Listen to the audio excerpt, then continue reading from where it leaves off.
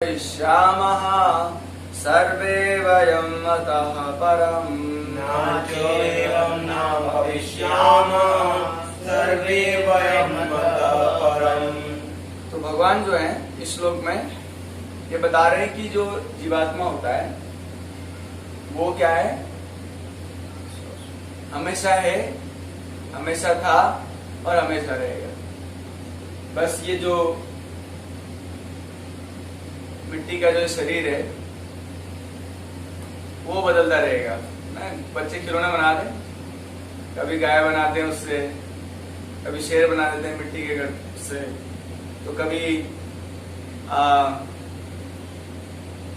मनुष्य बनाते हैं। वैसे जो प्रकृति है ना, क्या है प्रकृति, वो अनेकों बहुत सारे ना वो बना रही है, अलग अलग शरीर। क्यों बना रही है वो, ऐसा क्यों कर रही है वो?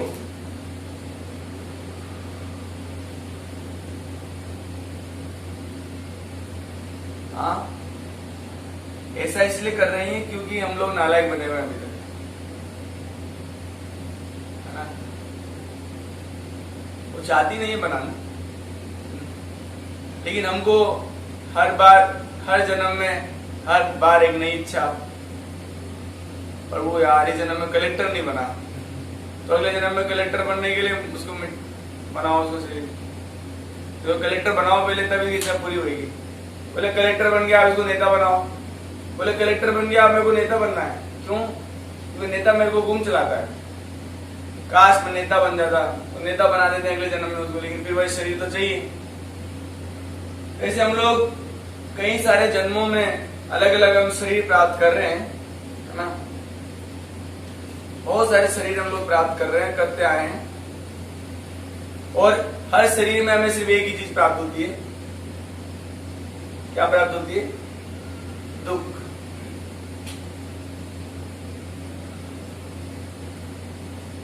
हम पीछा नहीं छुड़ा सकते दुख से, आप पीछा नहीं छुड़ा सकते। जैसे मैं कहूं कि आप परछाई से पीछे छुड़ा सकते हो क्या? आप वो कर सकते हैं, बड़े कुछ लोग बड़े बुद्धिमान होते हैं, आप लाइट बंद कर देते हैं, तो आपका भी अस्तित्व खत्म हो जाएगा।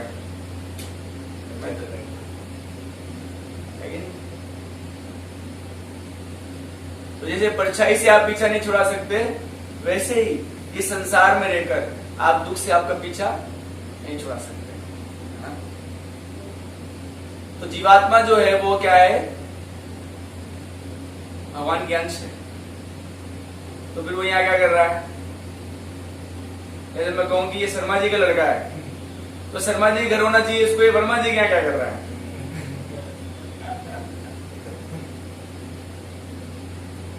हाँ, शर्मा जी का लड़का वर्मा जी क्या क्या कर रहा है? तो भगवान का लड़का है, माया के अंदर को क्या कर रहा है? हाँ, भगवान का लड़का है,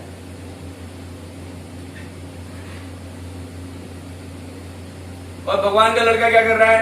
कभी मम्मी बन रहा है, या कभी पापा बन रहा है, कभी वो IAS बन रहा है, कभी क्या बन रहा है।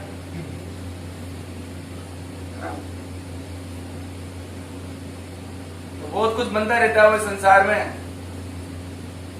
ना।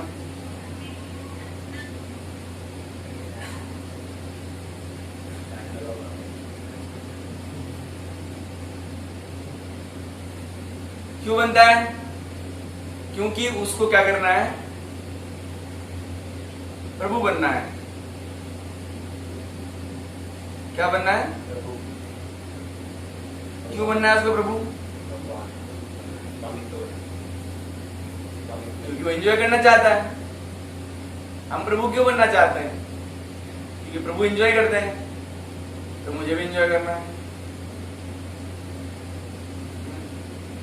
आप एंजॉय कर सकते हो, लेकिन प्रभु बन के नहीं, दास बनकर। लेकिन सभी प्रभु बनने आए हैं, तो हमें प्रभु बनाता कौन है यहाँ पे? हम प्रभु तो है नहीं, है ना। हम प्रभु नहीं है, तो हमें प्रभु कौन बनाता है? फिर दीपक को कौन बनाता है प्रभु हमें?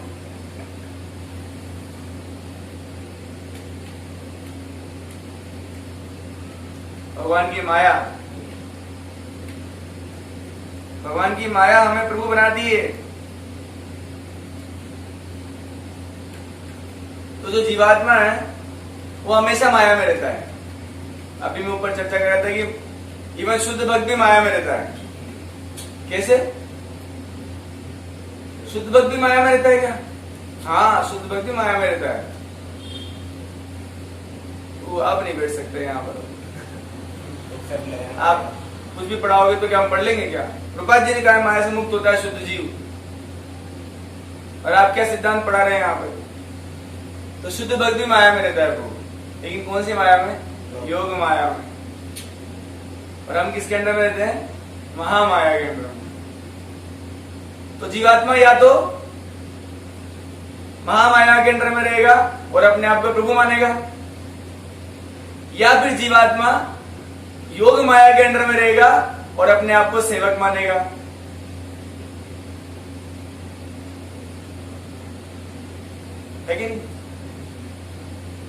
लेकिन ये इतना जल्दी नहीं होगा। अगर कोई ये समझ गया है कि महामाया बहुत खतरनाक है, उसने हमें प्रभु बना के हमें बहुत दुख दिया है। आपने कभी किया है क्या ऐसा? मान लो कि एक छोटा सा लड़का है, उसको थानेदार बना दो। एक छोटा सा लड़का है, उसको थानेदार बना दो। छोटा सा ड्रेस होगा उसका, छोटा डंडा, छोटी सी पिस्तौल होगी, और उसे कोई नहीं सुन रहा है। कोई नहीं सुन रहा है उस थानेदार की, छोटे से थानेदार प्रभु जी। तो परेशान होएगा कि नहीं? क्योंकि वो थानेदार नहीं है, वो थानेदार का लड़का है। उसको थानेदार को देखा, अरे पापा तो बड़ा रोज झाड़ते, मैं भी झाड़ूंगा। बेटा मत करो, नहीं झाड़ पाओगे। नहीं पापा मेरे को ड्रेस दिलाओ, छोटी छोटी ड्रेस चाहिए, छोटा पिस्तौल चाहिए, सब चाहिए, बिठा दो मुझको। तो गुंडे बदमाश आते हैं, दौड़ के बेचारा परेशान हो जाता है, कोई बात ही नहीं सुन रहा है उसकी। तो माया क्या करती है? प्रभु बना तो देती है लेकिन प्रभु बन नहीं पाता। वो आप समझ रहे हो मेरी बात? इसको गहराई समझिए कि भगवान की माया हमको प्रभु जैसा समझा तो देती कि तू प्रभु है, लेकिन हम प्रभु है नहीं, इसलिए परेशान हो जाते रहते हैं दिन भर, जिंदगी भर। हाँ, जिंदगी भर हम लोग ये सोचते थे, लोग मेरी बात ही नहीं मान रहे, कोई मेरी बात सुन ही नहीं रहा है। तो हम प्रभु नहीं है, लेकिन माया क्या करती है? प्रभु बना देती है, और बस मरो, फिर झेलते रहो सारे दुख। अगर किसी को पता लग गया मैं सेवक हूं तो मुझे प्रभु बनना चाहिए। अब इसमें क्या होता है, कभी कभी कुछ भक्त आते हैं हमारे, कई बार सारे भक्त से चर्चा होती रहती है। वो कहते हैं मुझे भक्ति में आए, कुछ हो नहीं रहा है प्रभु जी, भक्ति में क्यों नहीं प्रभु? ये प्रभु शक्ल तो दिखाई प्रभु। मुझे मैं बहुत 2 साल से मैं भक्ति कर रहा हूँ, कुछ हो नहीं रहा है। तो हमारे लिए, हमको पता था, रूप गोस्वामी को पता था कुछ भक्त ऐसा सोचेंगे, है? इसलिए उनके लिए कहा गया एक श्लोक, उत्साह धैर्यात् निश्चयात् तत्तत् कर्म प्रवर्तनात्। कि आप में उत्साह है, अच्छी बात है, लेकिन धैर्य नहीं खोइए आप। हम क्या करते हैं? धैर्य हो जाते। इतने करोड़ों जन्मों से, है ना, हम लोग जो है, जैसे कल का लेक्चर हमारे कुछ भक्त सुनते हैं और निरुत्साहित हो जाते हैं। प्रभु जी बोल रहे थे कि यार तुम्हारे कभी लगता है अंदर से कि तुम दुख के संसार में? नहीं लग रहा यार। क्या मैंने पूछा क्या तुमको लगता है कि भगवान से कभी बात करते हो? नहीं यार, छोड़ो यार भक्ति तो, कुछ हो ही नहीं रहा है। ओके प्रभु जी, कुछ नहीं हो रहा है, लेकिन इसका मतलब कुछ भी नहीं हो रहा है। कुछ तो हो रहा है भक्ति में, इसलिए धैर्य कभी मत त्यागिए।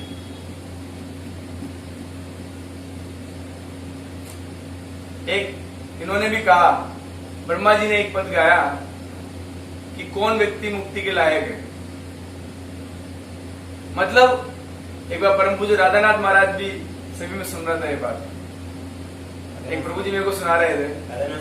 हाँ, वो मेरे को जबरदस्ती बिठा के बैठाए, सुनो प्रभु जी क्या बता रहे महाराज। मैं सुना, उन्हें कहा कि जो व्यक्ति, ब्रह्मा जी ने स्तुति में कहा कि जो व्यक्ति बस भक्ति में बना रहता है वो मुक्ति के लायक हो जाएगा। कैसे? कि जैसे एक लड़का अपने बाप का बेटा बना रहे बस, तो उसकी संपत्ति का अधिकारी है, आज नहीं तो कल। लेकिन कभी ऐसा नहीं बोले नहीं मैं तो जा रहा हूं घर छोड़ के। नो, आपको पूरे जीवन लगा रहना होगा तो मुक्ति आपके पास आएगी। मुझे स्वीकार करो, आप बोलेंगे नहीं चाहिए। लेकिन ऐसा इतना जल्दी उत्साह छोड़ देंगे, हार जाएंगे तो मुश्किल है प्रभु। जैसे कोई व्यक्ति सोचे कि वो फर्स्ट क्लास में पढ़ रहा है अभी, है ना, भक्ति में फर्स्ट क्लास में पढ़ रहा है अभी, और तो वो ऐसा नहीं कर सकता कि वो 10वीं क्लास में सीधा उचल के चला जाए। ये ठीक नहीं है उसका विचार, ये गलत विचार है। उसे पहली क्लास में रहना होगा, पहली क्लास में सारे अटेंडेंस लगानी होगी, सारे एग्जाम देने होंगे, टीचर की डांट सुननी होगी, तब जाके वो सेकंड क्लास में आएगा। फिर सेकंड क्लास में भी उसको एग्जाम देने होंगे। ऐसा करते करते थर्ड, फोर्थ, फिफ्थ, सिक्स्थ और 10th। तो हमें कभी नहीं सोचना चाहिए पूजी कि हमको बहुत जल्दी रिजल्ट मिल जाए, और रिजल्ट तो चाहिए नहीं होता है भक्ति में। एक्चुअली भक्ति में रिजल्ट चाहिए ही नहीं होता है।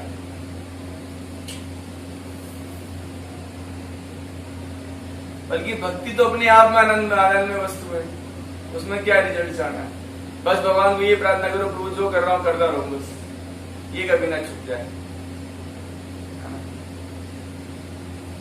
तो उत्साह, धैर्य और निश्चय, इन तीनों को मेंटेन रखना है हमको, तब हमारा भक्ति का गाड़ी चलेगा।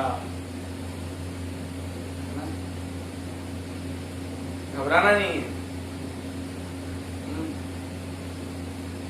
अब हम श्लोक पे आते हैं।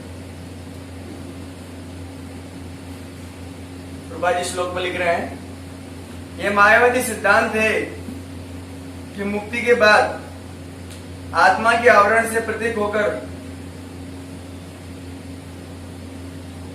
मुक्ति के बाद आत्मा माया के आवरण से पृथक होकर निराकार ब्रह्म में लीन हो जाएगा और अपना अस्तित्व खो देगा। यहां पर परम अधिकारी भगवान श्री कृष्ण को पुष्ट नहीं करते।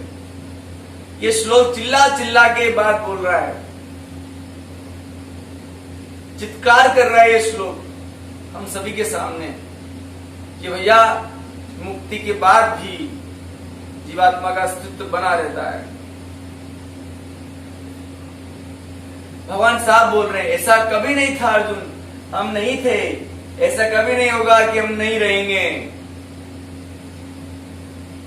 है ना। और फिर भी कुछ लोग, मूर्ख लोग, गीता पढ़ के लोग लिखते हैं कि माया कि आज जब मुक्त हो जाता है जीवात्मा तो लीन हो जाता है, ब्रह्मलीन।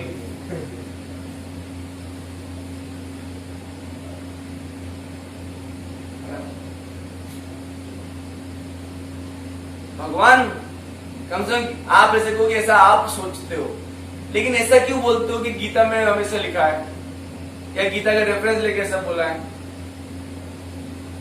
भगवान क्या तुम्हारी तरह मूर्ख है?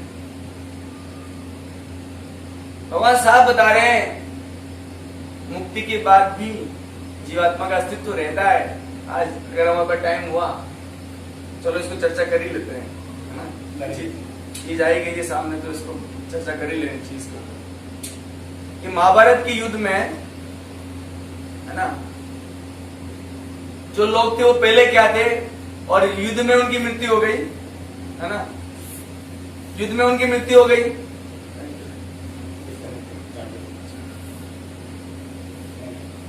युद्ध में उन सबकी मृत्यु हो गई, तो मृत्यु के बाद क्या हुआ उनका? तो मृत्यु से पहले ये लोग क्या थे, है ना? पहले भगवान कृष्ण वगैरह के बारे में बात करते हैं, है ना? जैसे कुछ लोग कहते हैं कि भगवान कृष्ण जो है ना, पहले निराकार थे, मतलब भगवान पहले निराकार थे और अब है ना वो उन्होंने आकार ले लिया है। रेफरेंस क्या देते हैं? बोले टीवी में देखा था, हमने देखा था भगवान कृष्ण देवकी और वसुदेव जी थे, जेल में थे, एक ज्योति आई, है ना, एक ज्योति आया और वो जेल के अंदर आ गया ज्योति, और देखते देखते वो भगवान बन गया। तो इसे प्रूव होता है प्रूव कि भगवान एक ज्योति है और उन्होंने अपना आकार लिया है। तो जो ऐसे गधे हैं उनके लिए भागवतम में लिखा गया है कि भगवान कृष्ण इस धरती पे आने से पहले योग माया को आदेश दे रहे हैं, है ना? किसको आदेश दे रहे हैं? योग माया, कि तुम क्या करो, देवकी के गर्भ से बलराम जी को निकालो और रोहिणी के गर्भ में डालो, और तुम खुद भी जाओ और माता यशोदा के यहां से जन्म ग्रहण करो। तो वो कोई ज्योति नहीं बोल रहा था, वो भगवान बोल रहे थे, है ना? तो यानी कि कृष्ण जो पहले, क्योंकि इसमें बोला कि मैं भी, ऐसा नहीं कि मैं और सब राजा, मतलब भगवान यहाँ पर बता रहे हैं, तीन लोगों के बारे में बता रहे हैं। एक तो अर्जुन, मैं खुद, एक अर्जुन तू और राजा, तीन कैटेगरी के लोग हैं। तो तीनों की हिस्ट्री जानेंगे पहले की क्या है। तो भगवान की हिस्ट्री जानी हमने कि भगवान पहले भी अपने गोलोक धाम वृंदावन में थे, उन्होंने योग माया को आदेश दिया, है ना, और वो प्रकट हुए संसार में।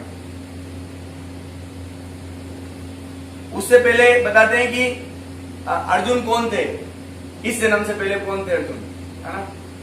तो बताते हैं कि भागवतम में कि ये थे, और पिछले जन्म में तो दोनों भाई थे, कृष्णा और अर्जुन, दोनों ब्रदर्स। बताते हैं कि श्रीमद् भागवत में पता लगता है कि ब्रह्मा जी के पुत्र थे धर्म, उनका नाम था, ब्रह्मा जी के पुत्र का नाम क्या था? धर्म। और माता का नाम था मूर्ति देवी। इनके दो लड़के जन्म लिए थे, उनका नाम था नर और नारायण। ये दोनों जन्म लिए, और जन्म लेके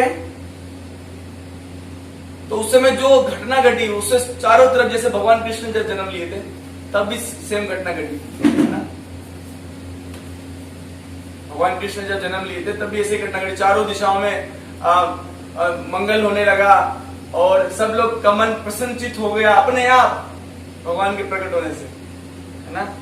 और ब्रह्मा और सारे देवताओं ने आके इनकी स्तुति करी, है ना? उसके बाद में ये दोनों जब गंधमादन पर्वत पर चले गए थे तपस्या करने के लिए, क्योंकि जो सतयुग है, सतयुग का युग धर्म क्या था? तपस्या। सतयुग का युग धर्म क्या था? तपस्या करना। तो तपस्या के लिए दोनों गंधमादन पर्वत पर चले गए थे। फिर वहां पर वो आपको पता ही अप्सराएं भी आई थी, लेकिन उनको मोहित नहीं कर पाए दोनों नारायण भगवान, है ना? तो ये तो भगवान का, अर्जुन का पहले का जन्म का इतिहास, है ना? और ये कौन लोग थे? दुर्योधन को बताते हैं कलयुग का अवतार। नहीं, कलयुग एक, आप समझ रहे हैं? जब आप अपना इन राजाओं की हिस्ट्री पढ़ेंगे तो कलयुग भी जन्म लिया है एज ए पर्सन। महाभारत में पूरा वंशावली आती है। द्वापर युग ये एक पर्सन है, त्रेता युग ये एक पर्सन है, सभी, है ना? एक दिन सुना तो रहे थे ना वो, वो नल और वो दमयंती कथा सुना रहे थे एक बार, है ना? अमोघलापुर जी, उसमें बता रहे थे कली जो है वो देख रहा था, मेरे को एंट्री नहीं मिली, तो वो अलग कथा है, कभी और करेंगे। तो ये लोग पुरुष हैं। तो कलयुग ने अवतार लिया था दुर्योधन के रूप में, और शकुनी जो है वो द्वापर के अवतार हैं। इनका हिस्ट्री के क्या थे। और भीमसेन जो थे मरुद गणों में से एक हैं। अब मरुद गण क्या होते हैं मैं नहीं जानता। नकुल और सहदेव जो हैं वो अश्विनी कुमार के अवतार हैं। और अभिमन्यु कौन है? चंद्रमा के पुत्र बुद्ध हैं। यस, अभिमन्यु, और द्रोणाचार्य जी बृहस्पति जी के अवतार हैं, और भीष्म जी कौन है, ये नाम भी दिया हुआ है, अब इसको कैसे बोलेंगे, ध्यो नामक वसु थे भीष्मदेव पहले। तो इसे पता लगता है इन सबका पहले इनका अस्तित्व था और अस्तित्व रहेगा भी सही, है ना। फिर बताते हैं कि भगवान कृष्ण क्या क्या हुआ आगे, है ना। तो ये वर्णन बड़ा सुनने लायक है। बड़े कई लोग इस पर तर्क वितर्क करते हैं कि भगवान कृष्ण की तो मृत्यु हो गई थी, वो तो शरीर छोड़ देते, वो सब फालतू बातें, है ना। तो भागवतम नहीं पढ़ते, भागवतम में बताया, भागवतम के 11वां स्कंद और 30वां अध्याय, वो ध्यानपूर्वक सुनिएगा प्रसंग। भागवतम का 11वां स्कंद और 30वां अध्याय 11.30, वहां पर भगवान जब कैसे शरीर को छोड़ा इसके बारे में वर्णन है। तो भगवान को जब अपनी लीलाएं समाप्त करनी थी तो प्रभास क्षेत्र में एक पीपल का वृक्ष था, उसके नीचे बैठे थे, और नीचे बैठे थे भगवान कृष्ण में से हमेशा 2 भुजाओं में रहते थे, लेकिन उस समय 4 भुजा धारण करके भगवान कृष्ण बैठे थे पीपल के वृक्ष के नीचे। और उस समय क्या सुंदर वर्णन है, रेशमी वस्त्र धारण कर रखे थे, जनेऊ था, मुकुट था, हाथों में कंगन थे, बाजुओं में बाजूबंद थे, गले में हार था, चरणों में नुपुर थे। भगवान, स्पेशल बात है, भगवान पुरुष होकर भी पायल वायल पहनते हैं। ऐसे कोई पुरुष नहीं है संसार में जो अपने पैरों में पायल पहनते हो, असभ्य माना जाएगा कि भगवान अपने पैरों में नुपुर पहनते हैं, है ना। और उनके हाथ में, उनके गले में कौस्तुभमणि थी, और उनके शंख चक्र गदा और पद्म देवताओं के रूप में, मतलब फिजिकल फॉर्म में उनकी चारों तरफ बैठे हुए थे। उस समय क्या हुआ, उनका बायां पैर दाएं पैर के ऊपर था, मतलब जैसे अपन बैठते हैं ना, कभी कभी सोफे पे बैठते हैं ऐसे, हाँ यस ऐसे, तो बायां पैर जो था उसके ऊपर दायां पैर था। और भगवान का जो जो जो चरण है ना वो बिल्कुल रेड है, हमको तो करना पड़ता है रेड, आर्टिफिशियल भगवान बनना चाहते हैं ना, हमारे में गुण है पूरा भगवान बनने का। तो भगवान का जो बाया लेफ्ट के ऊपर बायां पैर था, है ना, हाँ, उसको एक, ये सब वर्णन है। एक शिकारी था, उसका नाम था जरा, क्या नाम था, जरा, हाँ, वो जरा नाम का जो शिकारी था उसने हिरण समझा भगवान के पैर को समझा, और भगवान की लीला है, भगवान को जाना है। अब कुछ लोग कहते हैं कि बलि को मारा था इसलिए शायद बलि आया था, तीर बाण बन गया, वो हमको पता नहीं। कि भगवान ने भी बाली को मारा था राम अवतार में, तो इसलिए बाली आया था जरा, अब ये मुझे डिटेल पता नहीं, आप लोग पता कीजिएगा। हाँ, तो शिकारी ने क्या करा, तीर मार दिया भगवान को, लेकिन विश्वनाथ चक्रवर्ती ठाकुर जी टीका में लिखते हैं कि वो तीर भगवान के पैर को टच नहीं किया था। हरि बोल, है ना, वो जो तीर है ना टच नहीं किया, कैसे बोल सकते हो आप ये? नहीं तो सुखदेव गोस्वामी वर्णन करते कि वो जरा आया, उसने भगवान के पैर से तीर को निकाला, ये बोलते थे, है ना। जरा नामक जो शिकारी था वो आया और उसने भगवान के तलुए में से उस तीर को निकाला, बल्कि ऐसा कोई वर्णन नहीं मिलता, बल्कि उसने प्रार्थना करी। क्या प्रार्थना करता है वो, हे भगवान, मैं अत्यंत पापी हूं, अनजाने में गलत काम कर दिया, कृपया मुझे क्षमा कर दी, है ना। तो भगवान ने एक आदेश दिया, स्वर्ग से एक प्लेन मंगाया और उसको शिफ्ट कर दिया स्वर्ग में, सबके सामने। पहले तो उसको शिफ्ट किया स्वर्ग में, है ना, फिर उसके बाद में और जब ये हो रहा था, जब भगवान को जाना था, तब वहां पर आकाश मार्ग में बहुत सारे विमान आगे इकट्ठे हो गए थे, ट्रैफिक जाम। ब्रह्मा जी और सारे देवता अपने अपने प्लेन लेके आए थे, है ना, क्योंकि भगवान इस धरती से जा रहे हैं अभी ना। देवता लोग हमेशा ही करते हैं, भगवान आते हैं तब भी प्रार्थना करते हैं, जाते हैं तब भी प्रार्थना करते हैं, क्योंकि उसके बाद भगवान के दर्शन होते नहीं। जैसे बताते हैं कि जो भगवान होते हैं, जब देवता कोई प्रॉब्लम में आते हैं तो भगवान दर्शन नहीं देते, भगवान सिर्फ ओनली वॉइस कम्युनिकेशन होता है, जैसे फोन पे होता है ना, देख नहीं सकते आप भगवान को। हाँ, ब्रह्मा जी भी भगवान से प्रार्थना करते हैं तो बस वॉइस कम्युनिकेशन होता है, भगवान को साक्षात नहीं देख पाते ये लोग। लेकिन जब भगवान इस संसार में है तब तो आ रहे हैं और जा रहे हैं, दोनों प्रार्थना करते हैं, भगवान को जी भर के देख ले, भगवान को भी पता नहीं कब मौका मिले। तो भगवान ने वहां से निकले और अपने शरीर के साथ में वैकुंठ धाम चले गए। भगवान को शरीर बदलना नहीं पड़ता, है ना। भगवान किस लिए तो बोलते हैं अजोपि सन नव्य आत्मा भूतानाम ईश्वरोपि सन प्रकृतिम सामनिष्ठाय संभवामि आत्माया। कि भैया देखो मेरा जन्म वनम कुछ नहीं होता, मैं जन्मा हूं ऐसे ही आता हूं ऐसे जाता हूं, और मैं कोई जन्म नहीं लेता, मैं तो अवतार लेता हूं, है ना। कोई 5 मंजिल से उतर के 4थी मंजिल पे आया, 4थी से 3री पे आया, 3री दूसरी पे आया, तो उसको जन्म लेना नहीं कहेंगे, इसको नीचे उतरना कहेंगे, और इसी को संस्कृत में अवतार कहा जाता है, अवतरण, है ना। तो भगवान का ये हुआ था जब उन्होंने शरीर छोड़ा था। अर्जुन का क्या हुआ? वो मरने के बाद कहां गए? लीन हो गए, ब्रह्मलीन। कोई ब्रह्मलीन नहीं होता, ये सब बकवास है। बताते हैं कि युधिष्ठिर महाराज, है ना, तो running out of time, okay कर दूं?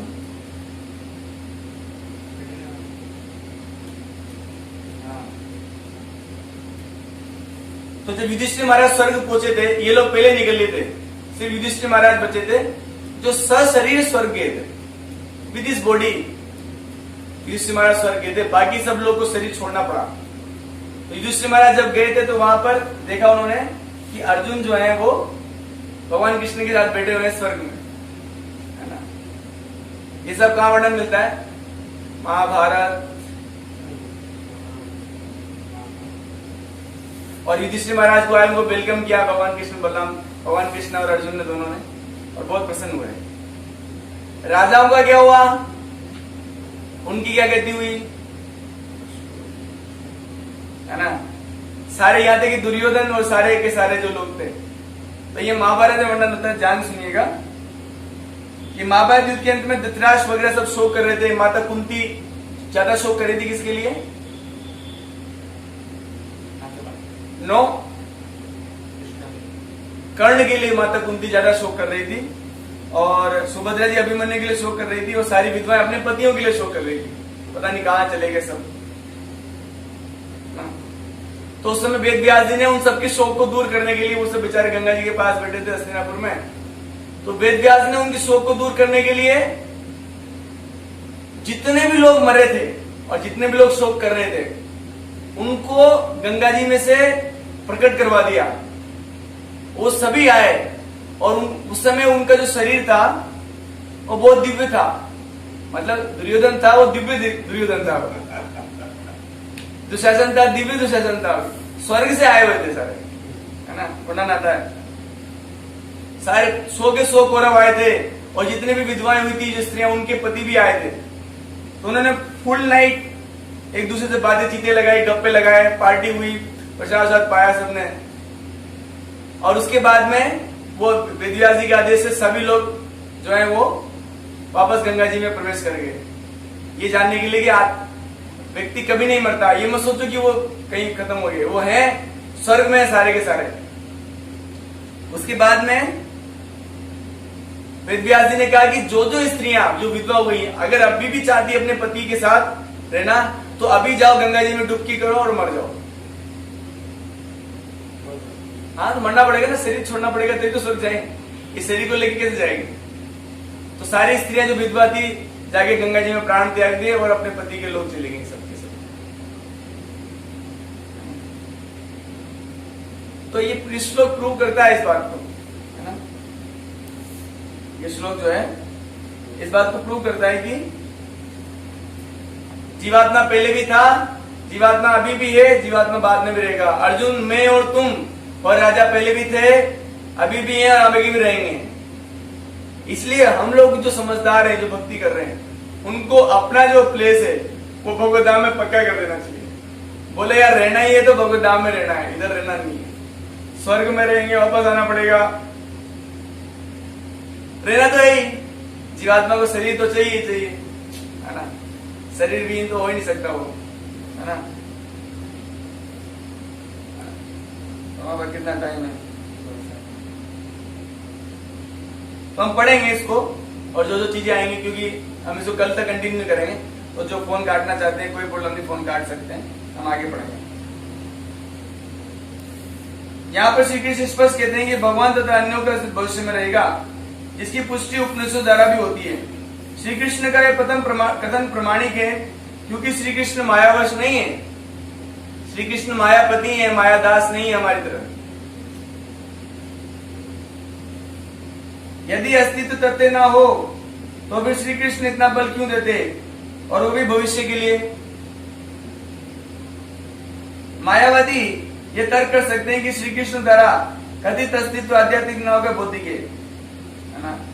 यदि हम इस तर्क को कि अस्तित्व भौतिक होता है स्वीकार कर लें, तो भी कोई श्री कृष्ण के अस्तित्व किस प्रकार पहचानेगा। श्री कृष्ण भूतकाल में अपने अस्तित्व की पुष्टि करते हैं, भविष्य में भी रहते हैं।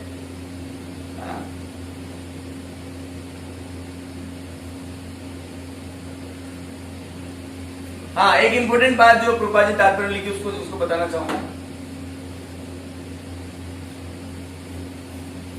कि बताते हैं कि जो आध्यात्मिक जो शास्त्र है उसकी रचना वो नहीं कर सकता जिसमें 4 दोष होते हैं। जैसे हम लोग जो है उसमें 4 दोष हैं, इसलिए हम लोग कोई वैदिक शास्त्र की रचना नहीं कर सकते। लेकिन वेद व्यास जी, वाल्मीकि जी, ये लोग ऐसे नहीं थे। 4 दोष क्या है? एक तो हम जीवात्माएं गलतियां करती हैं, उनकी इंद्रियां अपूर्ण हैं, वो लोग धोखा देते हैं और वो लोग मोहित होते हैं। 4 वापस बताता हूं, वो गलतियां करते रहते हैं, उनकी इंद्रियां अपूर्ण हैं, वो लोग चीटिंग करते हैं, मतलब धोखा देते हैं दूसरों को, और वो हमेशा भ्रमित रहते हैं। ये 4 दोष जिसमें होता है वो प्रमाणिक ग्रंथ नहीं बोल सकता, और भगवान कृष्ण ऐसा व्यक्ति नहीं है, उनमें 4 दोष नहीं होते। उन भगवान में क्या, भगवान का जो शुद्ध भक्त होता है उसमें भी नहीं रहते, है ना। फिर यहाँ पर एक बहुत इंपॉर्टेंट बात बताई गई प्रभुपाद जी के द्वारा। हाँ, गीता में कई स्थलों पर इसका उल्लेख है कि आध्यात्मिक अस्तित्व केवल भगवत भक्तों द्वारा ज्ञेय है। जो लोग श्री कृष्ण का विरोध करते हैं उनकी सहायता तक नहीं पहुंचती। अभक्तों द्वारा गीता को उपदेश समझने को मधुमक्खी के पात्र को बाहर से चाटने के समान है। कुछ लोग गीता बोलते हैं, गीता पढ़ लिया कुछ नहीं समझ में आया, है ना।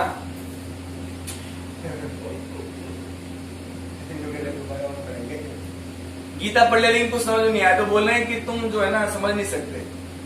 जैसे उदाहरण देते हैं, प्रभुपाद जी की एक हनी की बोतल है, उसमें ढक्कन भी लगा हुआ है और उसमें हनी भरा हुआ है, एकदम शहद बिल्कुल प्योर है, अभी भी उतारा है वो, है ना, तोड़ के लाए छत्ते से अभी, और हम लोग उसको एक शीशी में डाला और ढक्कन लगा दिया और उसको उस शीशी को चाट रहे हैं और बोले शहद का स्वाद ही नहीं आ रहा है। अरे मूर्खों, पहले ढक्कन खोलो तो सही। अरे दिख तो रहा है, इसमें दिख रहा है, देखो। अरे दिख तो रहा है लेकिन बीच में दीवार भी है, कांच की दीवार है, उसको तो हटाओ। तो ऐसे होते हैं जो भक्त नहीं होते हैं, है ना। वो लोग क्या करते हैं, भगवान को भगवान नहीं मानते, भक्ति का अभ्यास भी करते हैं तो भी परिणाम तक नहीं पहुंचते। बता रहे प्रभुपाद, भगवत गीता एक रहस्य है, इस रहस्य को केवल भक्त समझ सकता है और कोई नहीं। चिपका दो इस लाइन को सब जगह, व्हाट्सएप पे भेज दो कि भगवत गीता को एक रहस्य है जिसको मात्र भगवत भक्त ही समझ सकता है और कोई नहीं। फिर भी कुछ गधेड़े हैं ऐसे, बहुत सारे गधे लोग हैं जो गीता पे तात्पर्य लिखते हैं अपने।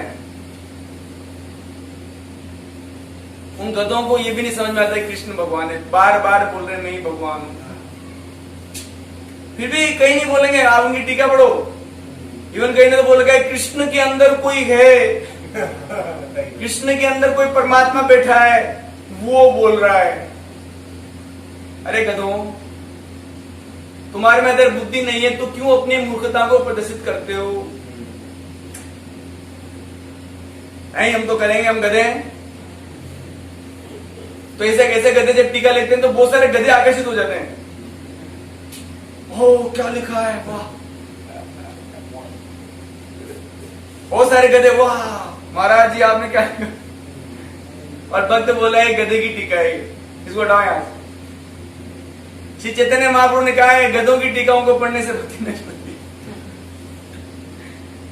प्रभुपाद जी लिख रहे हैं तात्पर्य में कि मायावादी है जो वो ऐसी टीका लिखते हैं, अगर आप इन टीकाओं को पढ़ोगे तो आपका भक्ति खतरे में है। वैसे भी गधों की बातों को पढ़ने से क्या फायदा है।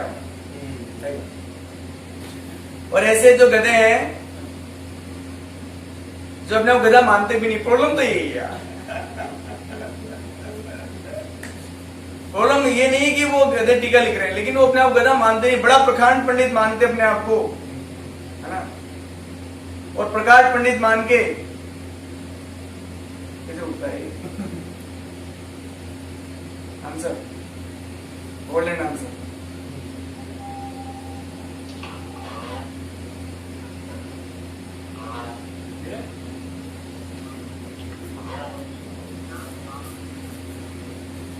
हाँ, तो बहुत महत्वपूर्ण बात है कि प्रभुपाद जी बहुत बता रहे हैं इस बात को, है ना, कि गीता के जो रहस्य है ना उसको सब लोग नहीं समझ पाएंगे। आपको क्या करना पड़ेगा, गीता के रहस्य समझना चाहता सबसे पहले तो एक भक्त ढूंढो, भक्तों के साथ में रहो, भक्ति का अभ्यास करो और उनको खुश कर दो, खुश कर डालो उनको और वो आशीर्वाद देंगे और उससे आपका काम बन जाएगा और आप भी भगवत भक्त हो जाओगे और फिर बोलोगे मेरे तरह के गधों की टीका पढ़ना बंद कर दो। हरे कृष्णा कृष्णा कृष्णा कृष्णा